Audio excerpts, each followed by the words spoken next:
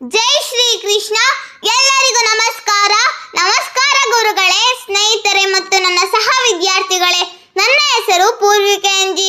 ನಾನು ಶ್ರೀಮಾತಾ ವಿದ್ಯಾನಿಕೇತನ ಶಾಲೆಯಲ್ಲಿ 5ನೇ ತರಗತಿಯಲ್ಲಿ ಓದುತ್ತಿದ್ದೇನೆ. ಇಂದು ನಾನು ಮಾತನಾಡಲಿರುವ ವಿಷಯ ಭಾರತದ ಸ್ವಾತಂತ್ರ್ಯ ಸಂಗ್ರಾಮದ ಮೇಲೆ ಭಗವದ್ಗೀತೆಯ ಪ್ರಭಾವ. ಈ ವಿಷಯ ಕೇಳಿದಾಗ ಅನೇಕ ಪ್ರಶ್ನೆಗಳು ನಮ್ಮ ಮನಸ್ಸಿನಲ್ಲಿ ಉದ್ಭವಿಸುತ್ತವೆ. ಒಂದು ಧಾರ್ಮಿಕ ಗ್ರಂಥವಾದ ಗೀತೆಯು ಸ್ವಾತಂತ್ರ್ಯ ಹೋರಾಟಕ್ಕೆ ಹೇಗೆ ಪ್ರೇರೇಪಿಸಿತು? ಗೀತೆಯಲ್ಲಿರುವ ಶ್ಲೋಕಗಳು ಹೋರಾಟಗಾರರನ್ನು ಹೇಗೆ ಧೈರ್ಯಶಾಲಿಗಳನ್ನಾಗಿ ಮಾಡಿತು? ಸದಾ ಯುದ್ಧ ಭೂಮಿಯಲ್ಲಿ ಹೇಳಲಾದ ಉಪದೇಶಗಳು ಸ್ವಲ್ಪ ಶತಮಾನಗಳ ನಂತರ ಬ್ರಿಟಿಷರ ವಿರುದ್ಧ ಹೋರಾಡಲು ಹೇಗೆ ಸ್ಫೂರ್ತಿ ನೀಡಿದವು? ಇವೆಲ್ಲಕ್ಕೆ ಉತ್ತರ ಗೀತೆಯ ಧರ್ಮ, ಕರ್ತವ್ಯ, ನಿಸ್ವಾರ್ಥ ಸೇವೆ, ಭಯ ರಹಿತತೆ, ನಂಬಿಕೆ. ಗೀತೆಯು ಸ್ವಾತಂತ್ರ್ಯ ಹೋರಾಟಗಾರರಿಗೆ ಧರ್ಮ ಮತ್ತು ಕರ್ತವ್ಯ ಕಲಿಸಿತು. ಭಗವದ್ಗೀತೆಯ ಮುಖ್ಯ ಸಂದೇಶ ಅರ್ಜುನಿಗೆ ಹೇಳಿದ ಸ್ವಧರ್ಮದಲ್ಲಿ ನಿರತವಾಗಿ ಕೆಲಸ ಮಾಡು ಎಂಬುದು. ಇದು ನಮ್ಮ ಸ್ವಾತಂತ್ರ್ಯ ಹೋರಾಟಗಾರರ ಮನಸ್ಸಿನಲ್ಲಿ ಕೂಡ ಬೇರು ಬಿಟ್ಟಿತು. ಮಹಾತ್ಮ ಗಾಂಧೀಜಿ ತಮ್ಮ ಜೀವನ ಪುಸ್ತಕದಲ್ಲಿ ಹೇಳುತ್ತಾರೆ, ಗೀತೆಯೇ ನನ್ನ ಆಧ್ಯಾತ್ಮಿಕ ನಕ್ಷೆ, ಗೀತೆಯೇ ನನ್ನ ನೈತಿಕ ಶಕ್ತಿ. ಗಾಂಧೀಜಿಯವರು ಜೈಲಿನಲ್ಲಿದ್ದಾಗಲೂ ಗೀತಾ ರಹಸ್ಯ ಅಧ್ಯಯನ ಮಾಡುತ್ತಿದ್ದರು. ನಾಯಕರಿಗೆ ಗೀತೆಯ ನಿಷ್ಕಾಮ ಕರ್ಮ ತತ್ವದ ಪ್ರಭಾವದಿಂದ ಪರಿಣಾಮದ ಬಗ್ಗೆ ಚಿಂತಿಸದೆ ದೇಶಕ್ಕಾಗಿ ನಿಸ್ವಾರ್ಥ ಯತ್ನ ಮಾಡುವ ಶಕ್ತಿಯನ್ನು ನೀಡಿತು. ಗೀತೆಯ ಪ್ರಭಾವ ಕ್ರಾಂತಿಕಾರಕರು ಮತ್ತು ಸಮಾಜ ಸುಧಾರಕರು, ತತ್ವಜ್ಞರ ಮೇಲೆ. ಭಾರತದ ಅನೇಕ ಕ್ರಾಂತಿಕಾರಕರು ಹಾಗೂ ಜ್ಞಾನಿಗಳು ಗೀತೆಯನ್ನು ತಮ್ಮ ಜೀವನದ ನಕ್ಷೆಯಂತೆ ಬಳಸುತ್ತಿದ್ದರು. ಗೀತೆಯ ಭಯವಿಲ್ಲದಿರುವ ಸಂದೇಶವು ಹೋರಾಟಗಾರರಲ್ಲಿ ಧೈರ್ಯ ತುಂಬಿತು. ಗೀತೆಯ 16ನೇ ಅಧ್ಯಾಯದಲ್ಲಿ ಶ್ರೀಕೃಷ್ಣನು ಹೇಳುತ್ತಾನೆ, ಅಭಯಂ ಸತ್ವ ಸಂಶುದ್ಧಿ, ಭಯ ರಹಿತವಾಗಿರು. ಈ ಒಂದು ವಾಕ್ಯವೇ ಅನೇಕ ಹೋರಾಟಗಾರರಿಗೆ ಶಕ್ತಿ ಮೂಲವಾಯಿತು.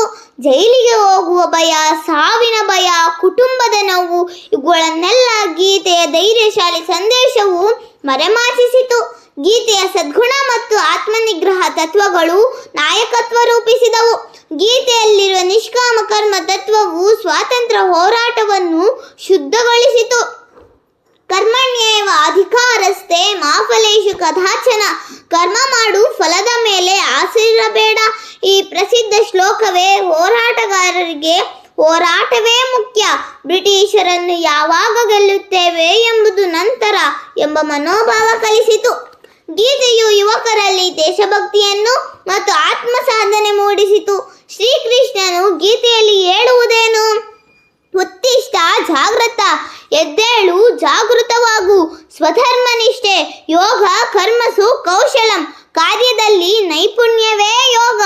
ಇವುಗಳನ್ನೆಲ್ಲ ಗೀತೆಯು ಯುವಕರಲ್ಲಿ ದೇಶಭಕ್ತಿಯನ್ನು, ಕರ್ತವ್ಯ ನಿಷ್ಠೆಯನ್ನು, ಶಿಸ್ತನ್ನು, ಆತ್ಮವಿಶ್ವಾಸವನ್ನು ತುಂಬಿತು.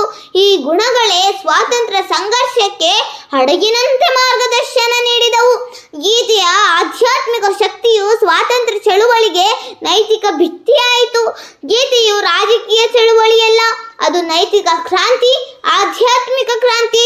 ಅದು ಸ್ವಾತಂತ್ರ್ಯ ಹೋರಾಟವನ್ನು ಸ್ವಾರ್ಥದಿಂದ ಸ್ವಾರ್ಥ ರಹಿತ ಚಲನೆಯಾಗಿ, ಹಿಂಸೆಯಿಂದ ಅಹಿಂಸೆಯಾಗಿ, ದ್ವೇಷದಿಂದ ಪ್ರೀತಿಯಾಗಿ, ವಿಕೋಪದಿಂದ ಶಾಂತಿಯುತ ಹೋರಾಟವಾಗಿ ಪರಿವರ್ತಿಸಿತು. ಹೀಗೆ ಭಗವದ್ಗೀತೆಯು ನಮ್ಮ ಸ್ವಾತಂತ್ರ್ಯ ಹೋರಾಟದ ಹೃದಯವಾಗಿತ್ತು.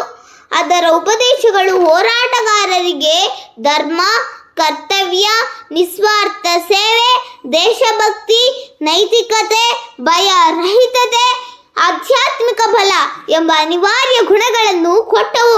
ಆದ್ದರಿಂದಲೇ ನಾವು ಹೆಮ್ಮೆಯಿಂದ ಹೇಳಬಹುದು, ಭಗವದ್ಗೀತೆ ಇಲ್ಲದೆ ಭಾರತದ ಸ್ವಾತಂತ್ರ್ಯ ಸಂಗ್ರಾಮ ಪೂರ್ಣವಾಗುತ್ತಿರಲಿಲ್ಲ.